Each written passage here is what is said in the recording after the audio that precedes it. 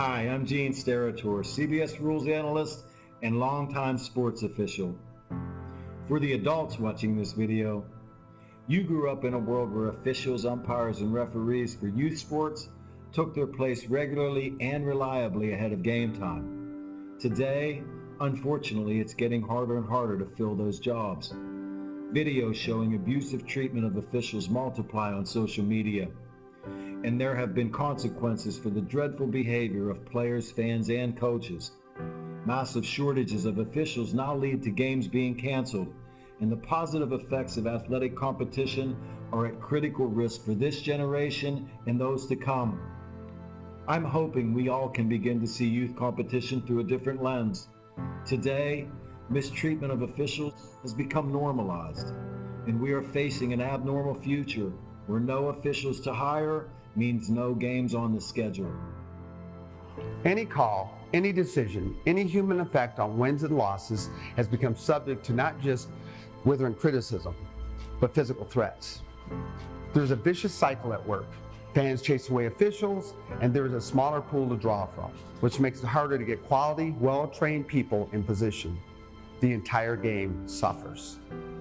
Did you know, according to the National Federation of High Schools, 80% of new officials quit the game after just 2 seasons because of abusive behavior from the stands and sidelines?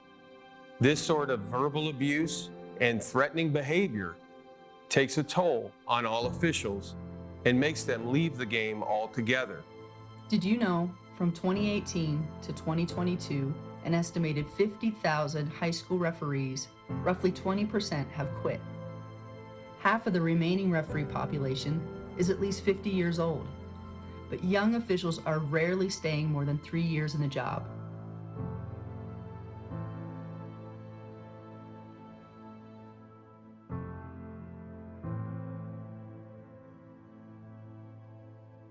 If the number of officials working contests in all sports doesn't begin to increase, there won't be enough officials to work the games.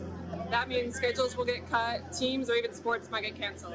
In many states, this is already happening. Remember that officials are invested in what they do. Many officials have regular, full-time jobs, and they're sacrificing time away from their families. Try to demonstrate empathy, put yourself in their position. Think how you would feel about getting yelled at throughout your workday. Yelling and arguing with officials sends the wrong message to young players. According to Play by the Rules sports advocacy, it teaches them that it's not okay to make a mistake. They can blame others for their actions.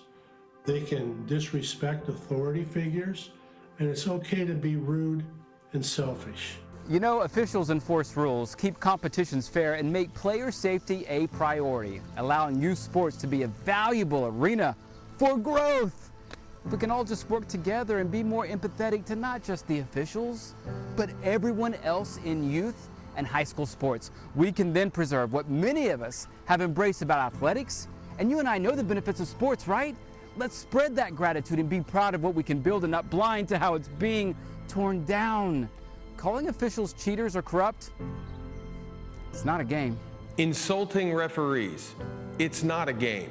Threatening officials, it's not a game. Berating young umpires, learning the ropes, it's not a game. Violent language in the stands, it's not a game.